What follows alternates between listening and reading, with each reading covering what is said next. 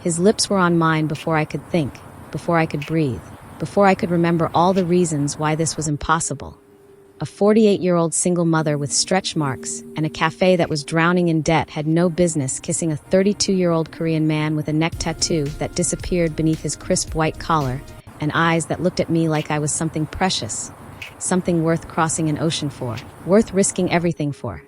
And his hand was sliding up my thigh, the emerald silk of my dress bunching beneath his fingers as the city lights of Seoul blurred into a kaleidoscope of gold and blue behind him on the rooftop terrace.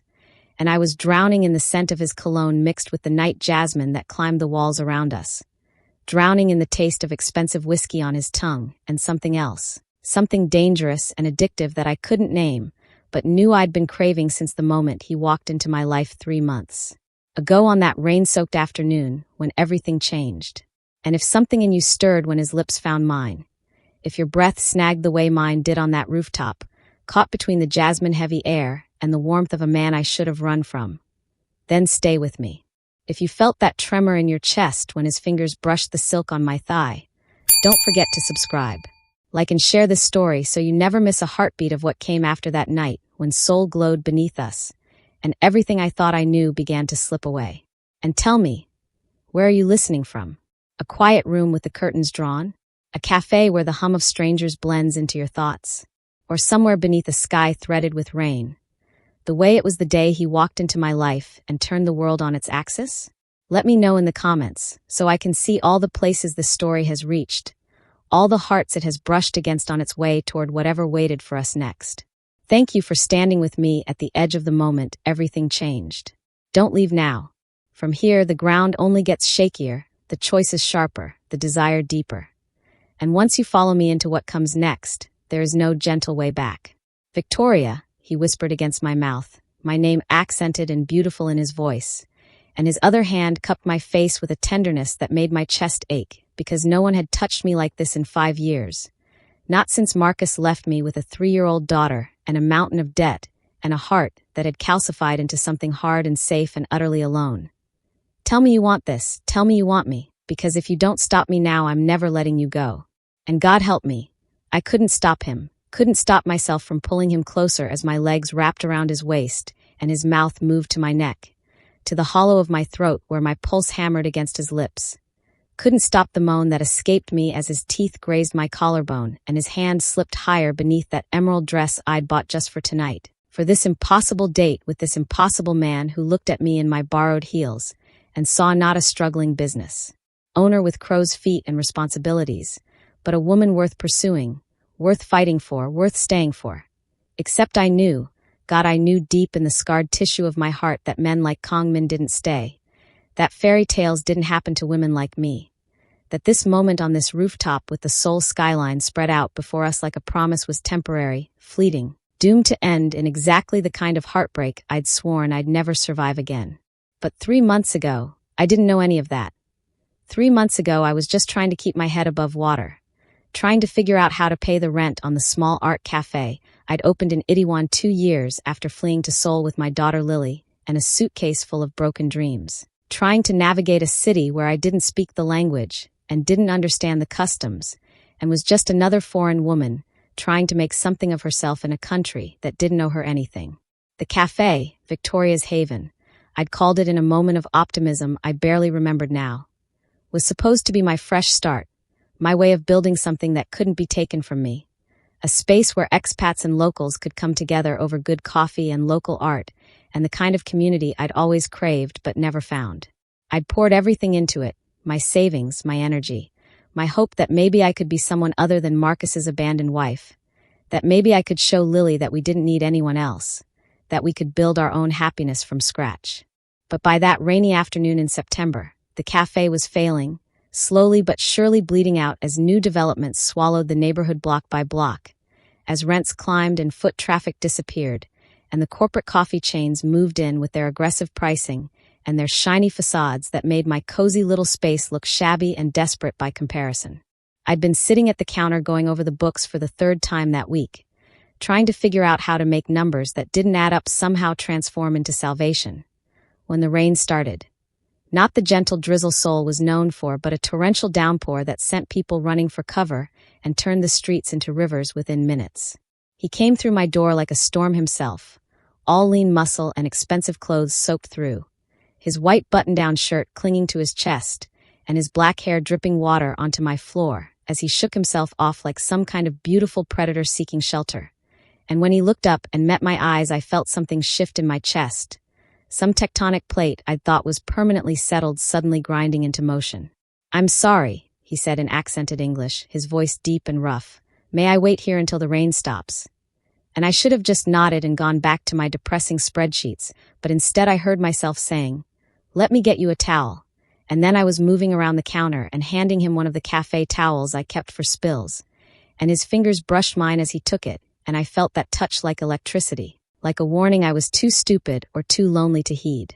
"Thank you," he said, and then he smiled, and it was the kind of smile that should have come with a warning label because it transformed his whole face from severe and angular into something warm and devastating, and I felt my carefully constructed walls develop their first crack.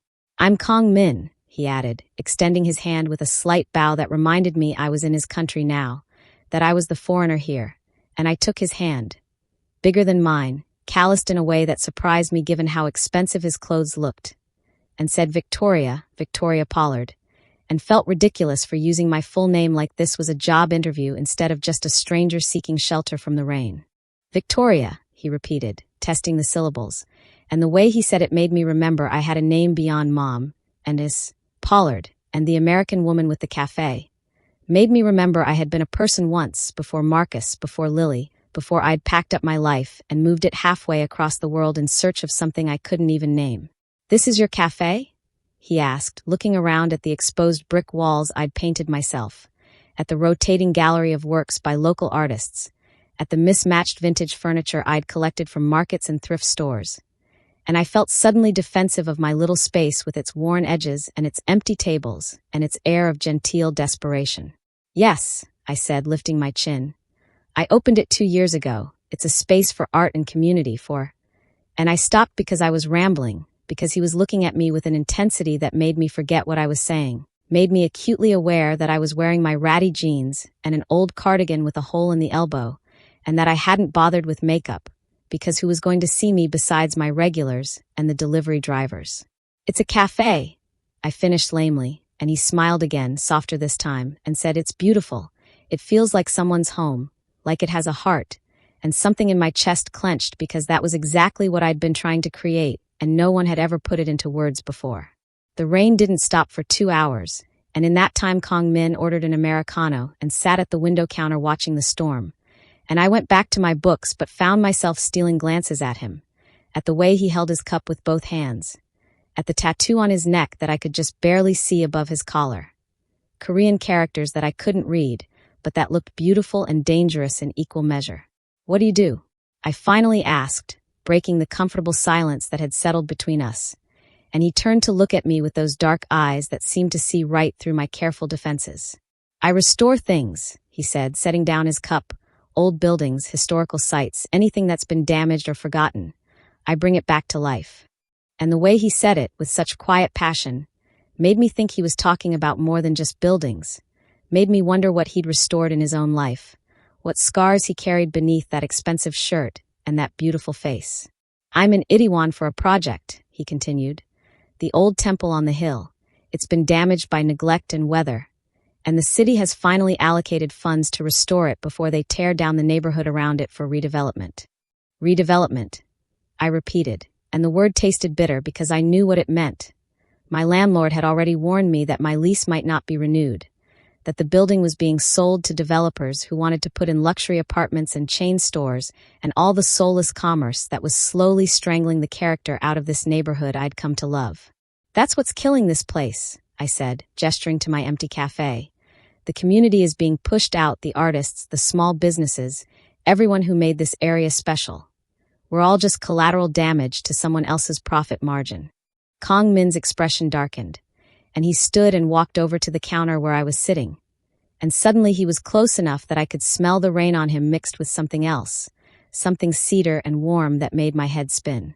"Then we fight back," he said simply, as if it were that easy, as if fighting against corporations and developers, and the inevitable march of gentrification was something two people could do over coffee on a rainy afternoon.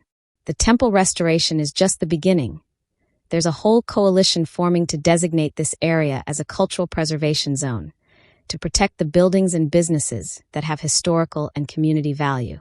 Your cafe, he said, looking around again with an appraising eye. How long has this building been here?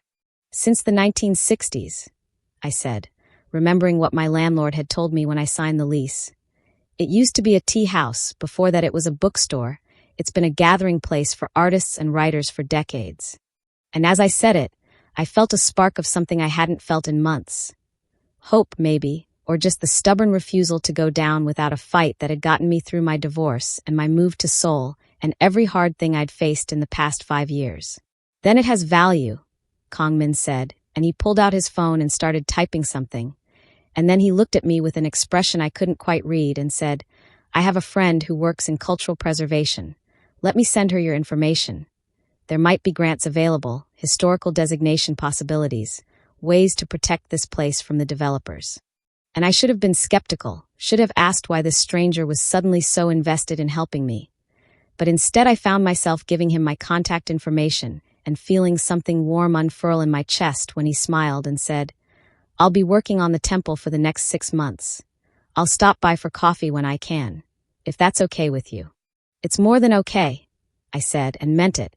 And when he left an hour later after the rain finally stopped, I watched him walk down the street in his still damp clothes and felt something shift in my carefully ordered world.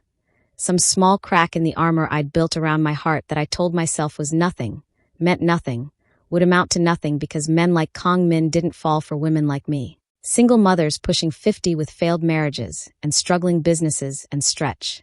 Marks that no amount of expensive silk could hide. But he came back the next day, and the day after that, and soon it became a pattern. He'd stop by in the morning before heading to the temple, order his Americano and a pastry, sit at the window counter and sometimes work on his laptop and sometimes just watch the street with that contemplative expression that made me wonder what he was thinking, what he saw when he looked out at this neighborhood that was slowly being erased. And we'd talk in the slow way of people getting to know each other, about his work restoring the temple's damaged murals and wooden structures, about my struggles to keep the cafe afloat, about his family back in Busan, who thought he was crazy for choosing restoration work over the family business. Something he was vague about, but that I gathered involved money and expectations, and the kind of pressure that made him leave home at 25 and never look back. What about your family? He asked me one morning about 2 weeks after we met, and I hesitated because I didn't talk about Marcus, didn't talk about the way he'd left me for his 25-year-old assistant while I was pregnant with Lily, didn't talk about the years of rebuilding myself from someone's unwanted wife into someone who could stand on her own. But something about the way Kong Min looked at me, with genuine interest and no judgment, made me say, I have a daughter, Lily, she's 8 now. She's the reason I came to Seoul. I wanted her to grow up somewhere she could have a fresh start, away from the whispers and the pity and all the weight of my failed marriage. Failed, he said, his eyebrows rising, or escaped. And the way he said it, like my divorce was a victory instead of a defeat, made something tight in my chest loosen just a fraction. Any man who walks away from his family is the failure, Kong Min continued, his voice taking on an edge I hadn't heard before. Not the woman who has the strength to build a new life from the ashes. And I felt tears prick my eyes because no one had ever framed it that way. Everyone back home had looked at me with that pitying expression that said, poor Victoria, couldn't keep her man. And here was this beautiful younger man telling me I was strong, telling me I was worth something beyond my ability to hold together a marriage to someone who didn't want me. I'm 48, I blurted out because I needed him to understand, needed to establish the boundaries before I did something stupid like develop feelings for him. I'm not, you should know that, I'm not young, I'm not. And I gestured vaguely at myself, at my jeans and my sensible shoes and my face that showed every year and every sleepless night and every worry about money and Lily and whether I was making the right choices. But Kong Min just looked at me with those dark eyes that seemed to see past all my defenses and said, I know how old you are, Victoria, and I don't care. Age is just a number. What matters is the person you are, and you're someone worth knowing. And that was the beginning of something I couldn't name, something that grew in the spaces between our conversations over coffee. in the way he started bringing me small things. A book he thought I'd like, a pastry from a bakery across town, a photo he'd taken of the sunset from the temple that made the whole city look like it was on fire with gold and orange light. My best friend Naomi, an American teacher who'd been in Seoul for a decade and who'd held my hand through the worst of my divorce and my move and my struggles with the cafe, noticed immediately. "Girl," she said one evening when she stopped by to help me close up, "that man is courting you like old school, bring gifts and show up every day courting you, and you need to figure out what you're going to do about it." "Nothing," I said firmly, wiping down the counter with more force than necessary. "I'm going to do nothing because he's 32 and I'm 48, and he's probably just being nice because he's a nice person, and reading anything else into it is just setting myself up for humiliation." But Naomi laughed, that rich, warm laugh that had gotten me through so many dark days, and said, "Victoria, honey, I have seen nice, and that boy's expression when he looks at you is not just nice. That boy is falling for you, and the only question is whether you're brave enough to catch him." "I'm not brave," I said, and my voice cracked because it was true. I'd been brave once, when I'd married Marcus and believed in forever, and look where that had gotten me. And I didn't have another heartbreak in me, couldn't survive another person walking away, because I wasn't enough, wasn't young enough or pretty enough or whatever enough to make them stay. "I'm just trying to survive," I continued, and Naomi came around the counter and hugged me hard and said, "Surviving isn't living, babe, and that man wants to see you live. I can see it in the way he looks at you, like you're the most interesting thing in this whole city, like he'd burn it all down if it meant keeping you safe." But I couldn't let myself believe that, couldn't let myself hope. So I kept my distance even as Kong Min kept showing up, kept our conversations light and friendly and safely platonic even when his hand would brush mine as I handed him his coffee, and I'd feel that electric spark that made me remember I was still a woman with wants and needs I'd been ignoring for 5 years. And then the notice came, a letter from my landlord's lawyer informing me that the building had been sold, that my lease would not be renewed, that I had 4 months to vacate the premises and find a new location or close down permanently. I was sitting in the empty cafe that evening, the letter crumpled in my fist and tears streaming down my face because this was it. This was the end of my dream and my fresh start and everything I'd built, when Kong Min came through the door.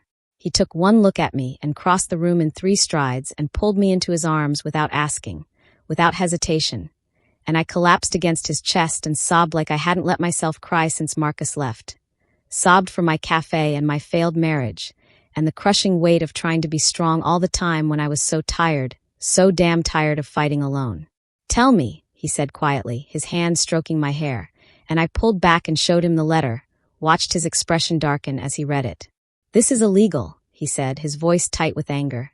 "There are procedures, community impact assessments required before they can evict an established business.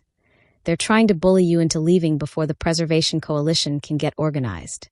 And then he pulled out his phone and made a call in rapid Korean, his voice sharp and commanding, and I caught words here and there but couldn't follow the conversation until he hung up and said, "My friend is filing an injunction first thing tomorrow morning.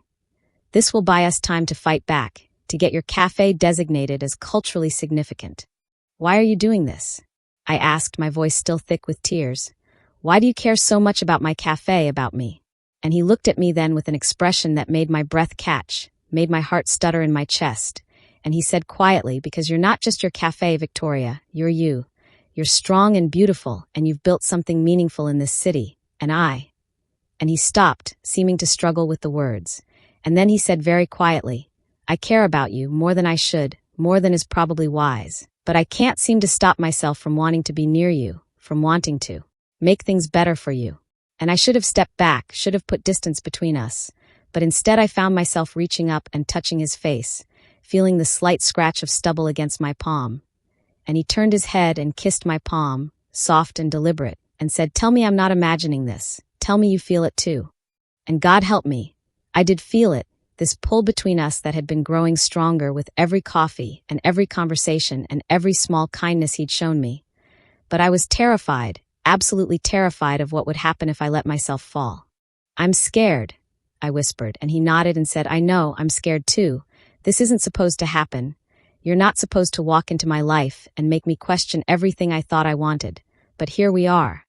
And then he kissed me, soft and sweet and tentative like he was afraid I'd break or run. and I kissed him back because I couldn't not kiss him, couldn't deny this thing between us any longer. And when we finally broke apart, we were both breathing hard and his forehead was resting against mine. And he said, "Let me help you fight this. Let me be here for you. No strings, no expectations. Just let me be part of this."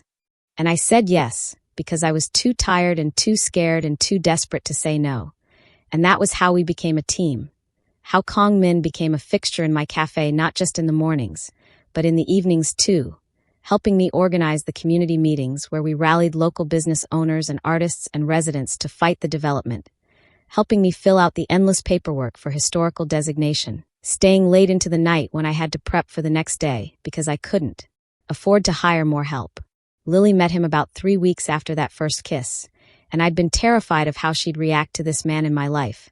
This man who wasn't her father, but who was becoming increasingly important to me. But she'd looked at him with her serious 8-year-old eyes and said, "Are you the one making my mom smile again?" And Kong Min had crouched down to her level and said very seriously, "I'm trying my best." And she'd nodded and said, "Okay then." And that was that. Naomi, of course, was insufferable about the whole thing. "I told you," she crowed when I finally admitted that Kong Min and I were. What dating? It felt too adolescent a term for what we were doing. This careful dance of affection and desire, and the slow building of trust between two people who'd both been hurt before. "I told you that man was falling for you, and now look at you, glowing and happy and actually living again instead of just surviving." And she was right. I was happy in a way I hadn't been in years. Happy in the mornings when Kong Min would text me good morning with a coffee cup emoji. Happy in the evenings when he'd stay late and we'd steal kisses between customers. Happy in the small moments when he'd rest his hand on the small of my back or tuck my hair behind my ear or look at me like I was something precious. But there was still a voice in the back of my head whispering that this was temporary, that men like Kong Min didn't stay with women like me. And that voice got louder when I noticed the expensive watch he wore, the designer labels on his clothes that I'd initially written off as just Korean fashion sense, but that I was starting to realize meant real money. "What did you say your family business was?" I asked him one evening as we were closing up the cafe, and I saw something flicker across his face, some hesitation that made my stomach clench. "I didn't," he said carefully, "because it doesn't matter. It's not who I am. I left all that behind when I chose restoration work over the family empire." And he said empire with such distaste that I knew there was a story there, knew there was something he wasn't telling me. But before I could push, he was kissing me, deep and hungry in a way that made me forget my questions, made me forget everything except the feel of his hands on my waist and his mouth on my neck, and the way he whispered my name like a prayer. The coalition work was going well. We'd gotten enough signatures to force a public hearing on the development project, and Kong Min's friend had found evidence that the developers had skipped required environmental and cultural impact studies, which could delay the project by months, if not kill it entirely. But the developers weren't taking it lying down. They started pressuring individual business owners with buyout offers that were generous enough to be tempting, started a whisper campaign about how fighting them was futile, and would just drag everyone through expensive legal battles they couldn't afford. And they came after my cafe specifically, because I'd become the face of the resistance, sending code inspectors and health department officials, and every bureaucratic harasser they could think of to try to find violations they could use to shut me down. I was exhausted and stressed and running on caffeine and adrenaline, and Kong Min was my anchor, the only thing keeping me from falling apart completely. He'd show up at the end of impossible days and just hold me, or he'd make me laugh with stories about the temple restoration crew's antics, or he'd bring Lily and me dinner because he knew I was too tired to cook. "I don't know what I'd do without you," I told him one night after Lily had gone to bed, and we were sitting on my tiny apartment's balcony looking out at the Seoul skyline, and he pulled me closer and said, "You'll never have to find out." And I wanted to believe him, wanted to believe in forevers and happy endings. But then the offer came, a call from Japan, from one of the most prestigious restoration companies in Asia, offering Kong Min the chance to lead their team on a 5-year project restoring imperial palace structures in Kyoto. I only found out about it because his phone rang while he was in the bathroom, and I saw the caller ID flash Kyoto Restoration Group. And when he came back and saw my face, he knew immediately that I'd seen, that I knew. "It's nothing," he said, but I could see in his eyes that it wasn't nothing, that this was everything. The kind of career opportunity that came once in a lifetime. The kind of thing you couldn't say no to without regretting it forever. When did they call you? I asked, my voice steady even though my hands were shaking, and he ran a hand through his hair. A gesture I'd come to recognize meant he was stressed, and said 3 weeks ago, but I haven't given them an answer because I don't want it. I want to stay here. I want to be here with you. 3 weeks, I repeated, and I felt something crack in my chest because he'd been keeping this from me for 3 weeks, had been lying by omission while I was falling deeper in love with him, while I was starting to believe that maybe this could work, that maybe I could trust someone again. You should take it, I said, standing up and wrapping my arms around myself because I suddenly felt cold despite the warm night. It's an incredible opportunity. You'd be crazy not to take it. I don't want it, he said again, more forcefully, standing and reaching for me, but I stepped back because I couldn't let him touch me, couldn't let him talk me into believing in something that was doomed from the start. Victoria, listen to me. I'm choosing you, I'm choosing us. I told them no 3 weeks ago, but they keep calling because they want me that badly, and I keep telling them no because what I want is here. What I want is you. And he was looking at me with those dark eyes full of desperation and something that looked like love. But all I could hear was Marcus's voice from 5 years ago telling me he was leaving, telling me I wasn't enough to make him stay. You say that now, I said, and my voice was shaking. But what about in 6 months or a year, when the novelty wears off and you realize you gave up your dream job for a 48-year-old woman with a struggling cafe and a kid and all the baggage that comes with that? What happens when you start resenting me for holding you back? And even as I said it, I hated myself for pushing him away, hated the scared, broken part of me that couldn't believe someone would choose me. But I couldn't stop myself from building walls, from protecting myself before he could hurt me. That's not going to happen, Kong Min said, and he crossed the space between us and grabbed my hands, forced me to look at him. Victoria, I love you. Do you understand that? I'm in love with you, with everything about you, with your strength and your kindness, and the way you fight for what you believe in, with the way you've built this incredible life out of nothing, and the way you make me want to be better, to be worthy of you. I don't want Kyoto. I don't want the prestige or the career advancement or any of it if it means leaving you. And I wanted to believe him. God, I wanted to believe him so badly it hurt. But the voice in my head kept whispering that this was how it always started, with declarations of love and promises of forever. And look how that had turned out last time. I can't do this, I said, pulling my hands away. I can't be the reason you give up your dreams. I won't be the one who holds you back and then watches you leave anyway when you realize what you sacrificed. And I saw the hurt flash across his face, but I couldn't stop myself from continuing. This was a mistake. We moved too fast. I should have known better than to let myself feel this way about you. Don't do this, Kong Min said, his voice rough. Don't push me away because you're scared. I'm scared too, Victoria. I've never felt this way about anyone and it terrifies me, but I'm willing to fight for us. Why aren't you? And that question hung in the air between us like an accusation. And I didn't have an answer except that I was too broken, too scared, too convinced that I wasn't worth fighting for to believe that he meant it when he said he'd choose me over his dreams. I think you should go, I said quietly, and I saw something die in his eyes, saw the moment when he realized I was serious, that I was actually ending this before it could end me. He stood there for a long moment, just looking at me like he was memorizing my face, and then he nodded once, sharp and bitter, and said, if that's what you want, and walked out of my apartment, out of my life, leaving me standing on the balcony with tears streaming down my face and my heart breaking all over again. The next 3 weeks were the worst of my life. Worse than Marcus leaving, worse than the divorce, worse than all the struggles with the cafe combined. Because I'd done this to myself. I'd pushed away the best thing that had happened to me in years because I was too scared to believe I deserved happiness. Kong Min didn't come to the cafe anymore. And I told myself it was for the best even as I looked for him every morning. Even as my heart sank every time the door opened, and it wasn't him. Naomi was furious with me. You self-sabotaging idiot, she'd said when I told her what happened. That man loves you, and you threw it back in his face because you're too scared to take a chance on happiness. But even her anger couldn't penetrate the numbness that had settled over me. The fight against the developers was reaching its climax. The public hearing was scheduled for the end of the month, and if we won, we'd save the neighborhood, save my cafe, save everything we'd been fighting for. But it felt hollow without Kong Min there to share it with. Felt like I was going through the motions of fighting for something I didn't even care about anymore.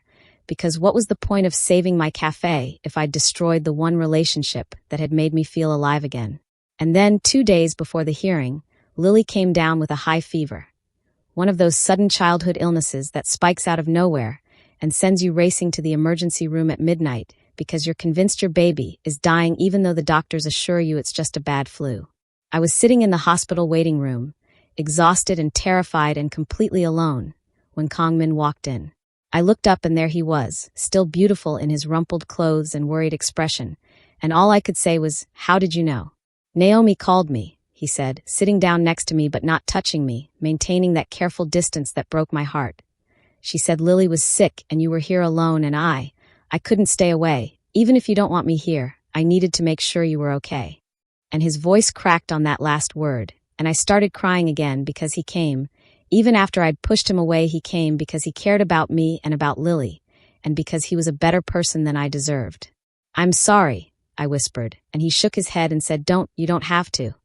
But I grabbed his hand and held on tight and said, "No, I'm sorry. I was scared and I pushed you away and I've regretted it every day since, and I don't expect you to forgive me, but I need you to know that I love you. I'm in love with you and I was an idiot to let you go." And I saw hope flare in his eyes, saw the careful walls he'd built start to crumble. And he cupped my face in his hands and said, "Tell me again." "I love you," I said, and he kissed me, soft and sweet and full of all the things we'd been too scared to say. And when we broke apart, he rested his forehead against mine and said, "I turned down the Kyoto job, officially. I told them I had something more important here, someone more important, and I'm not leaving Victoria. I'm not going anywhere unless you're with me." And I cried harder because he meant it. I could see in his eyes that he meant it, that he was choosing me, choosing us, choosing this complicated, messy, beautiful thing we were building together. Lily was fine. It was just a bad flu like the doctors said. And she was back to her normal, energetic self within a few days.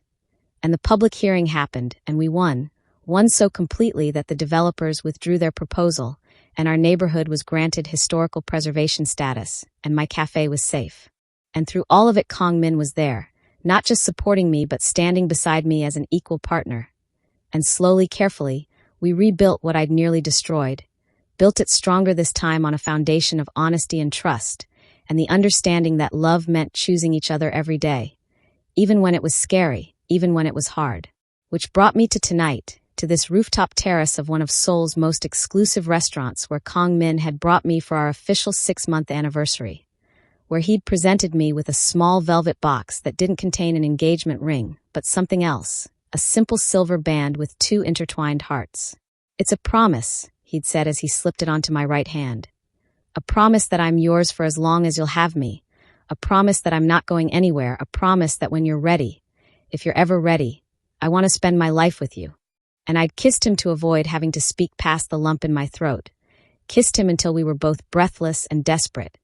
Until his hands were sliding up my thighs beneath this emerald dress that made me feel beautiful and desired and worthy of this incredible man who looked at me like I was everything.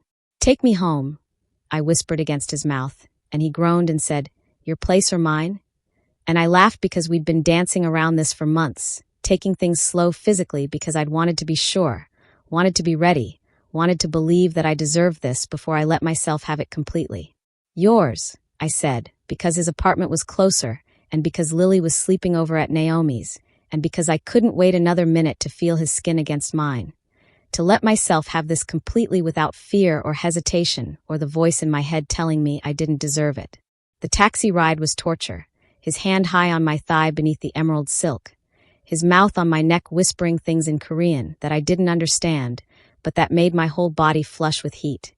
And by the time we stumbled into his apartment, we were already half undressed. My borrowed heels kicked off in the entryway, his white shirt unbuttoned to reveal the full extent of that tattoo that had fascinated me from the first day, Korean characters and geometric patterns that flowed down his neck and across his collarbone and disappeared beneath the fabric. And when I traced it with my fingers, he shuddered and said, "It means rebirth. I got it when I left my family, when I chose to become someone new." "Tell me about them," I said, because suddenly I needed to know, needed to understand this part of him he'd kept carefully hidden. And he pulled back slightly, and his expression was guarded, careful, as he said, "My family runs an organization in Busan They call it a business, but it's more complicated than that. They have connections, power, influence in ways that aren't always legal. And my father wanted me to take over, to be his heir, to continue the legacy. And I felt my stomach drop because I understood what he wasn't saying, understood the implications of organization and connections, and not always legal. Understood that Kong Min had walked away from something dark and dangerous to become the man standing before me. The Korean Mafia, I said quietly, and he flinched at the word but didn't deny it, just nodded and said, I'm not part of that world anymore. I haven't been for 7 years, but the connections remain. My father still calls sometimes, still sends men to check on me, still hopes I'll change my mind and come back. And he was watching me carefully, waiting to see if this would be the thing that made me run, if this revelation would be too much for me to accept. But all I felt was a strange sense of relief, because now the expensive clothes made sense. The way he moved through the world with a kind of contained danger made sense. The reason he'd been so effective at fighting the developers made sense. Does this change things for you? He asked, his voice tight with tension. And I reached up and pulled him down to me and kissed him hard and said, no, because you're not that world. You chose to leave it. You chose to be someone different. And that's what matters to me. Not where you came from, but who you decided to be. And I saw the relief wash over his face, saw the last of his walls crumble. And then he was kissing me again, desperate and grateful, carrying me to his bedroom where the city lights streamed through floor-to-ceiling windows and painted our skin in gold and blue. He made love to me like I was precious, like I was something to be cherished and worshipped, his hands learning every curve and scar and imperfection of my 48-year-old body, and making me feel beautiful in a way I'd never felt before. Not even in my 20s when my skin was smooth and unmarked by time and childbirth. You're perfect, he whispered against my skin, his mouth trailing down my neck to my collarbone to the swell of my breast. Every line, every mark, every part of you tells a story, and I want to know them all, want to learn you by heart. And I cried as he touched me, cried from the overwhelming emotion of being seen and wanted and loved exactly as I was, no pretense or performance required. After, we lay tangled together in his sheets, my head on his chest listening to his heartbeat slow, his fingers tracing idle patterns on my back. And I felt more at peace than I had in years, felt like I'd finally found the place I was supposed to be. Move in with me, he said suddenly, and I lifted my head to look at him, to see if he was serious. You and Lily, he continued, move in with me. This place is too big for one person, and your apartment is too small for two. And I want to wake up with you every morning, want to have breakfast with Lily and help her with her homework and be part of your life in every way. That's a big step, I said carefully, because it was one thing to date someone, another thing entirely to merge our lives so completely, to let Lily get that attached to someone who could still leave, even if I was starting to believe he wouldn't. I know, Kong Min said, and we don't have to rush, but I want you to know that's where I see this going. I want forever with you, Victoria. I want marriage and a life together and everything that comes with that, and I'm willing to wait until you're ready, but I need you to know that's what I'm working toward. And his honesty took my breath away, the way he just laid out his intentions without games or manipulation or making me guess what he wanted. And I found myself saying, ask me again in 6 months, after we've done this for a while longer, after Lily has had time to adjust to you being a permanent part of our lives. And if you still want it then, if you're still sure, then yes. Yes, I'll move in with you. Yes, I'll build a life with you. Yes to all of it. And he smiled, that devastating smile that had first cracked my armor 6 months ago. And he kissed me and said, I'll still want it. I'll want it in 6 months and 6 years and 60 years. But I can wait. I can be patient because you're worth it. We fell asleep like that, wrapped around each other. And I dreamed of futures I'd thought were closed to me, of wedding dresses and shared morning routines and maybe, impossibly, a sibling for Lily if my body could manage it, of growing old with this man who looked at me like I hung the moon and stars. And when I woke in the morning to find him watching me with soft eyes and a softer smile, I felt something settle in my chest, something that felt like home, like safety, like the kind of love that might actually last. The next few months were a blur of happiness. We told Lily about the moving-in plans, and she was thrilled. Already planning how to decorate her new room in Kong Min's spacious apartment. Already calling him Min Appa, in that casual way Korean kids had with adults they were fond of. The cafe was thriving now that the threat of development had passed, and Kong Min had even helped me secure a grant to expand into the vacant storefront next door. to create a larger gallery space for local artists. His temple restoration project was nearly complete, and he'd already been approached about leading the restoration of an old Hanok village in the countryside, a project that would keep him in Korea for at least another 3 years. Naomi was unbearably smug about the whole thing. "I told you," she said every time she saw us together. "I told you that man was in love with you. I told you to be brave, and look at you now, living your best life with your hot younger boyfriend who looks at you like you're the only woman in the world." And she wasn't wrong. I was happy in a way I'd never been before. Happy in a way that felt sustainable and real, and built on a foundation of mutual respect and genuine partnership rather than the desperate neediness that had characterized my marriage to Marcus. Which is why, when Marcus showed up at my cafe on a random Tuesday afternoon 6 months after that rooftop kiss, I felt nothing but a mild annoyance at the disruption to my day, rather than the crushing pain I'd expected to feel if I ever saw him again. He looked older, tired, his hair graying at the temples and his face lined with stress.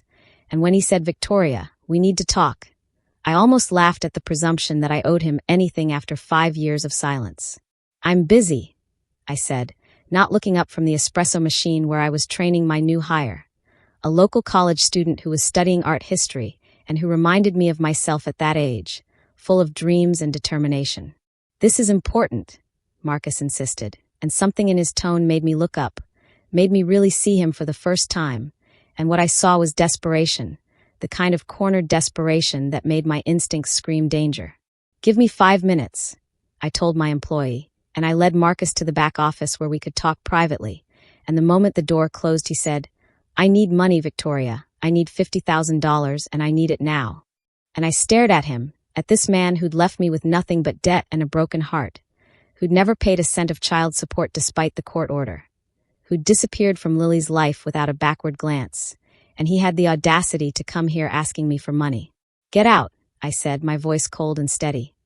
"Get out of my cafe and get out of my life. You have no right to ask me for anything after what you did." But Marcus grabbed my arm, his fingers digging in hard enough to bruise, and he said, "You don't understand. I'm in trouble, real trouble. I made some bad investments, borrowed money from the wrong people. And if I don't pay them back, they're going to kill me, Victoria. They're actually going to kill me. Let's take a little break, besties. We will continue from here tomorrow. Make sure to subscribe and turn on the notifications bell so as not to miss out on the part 2.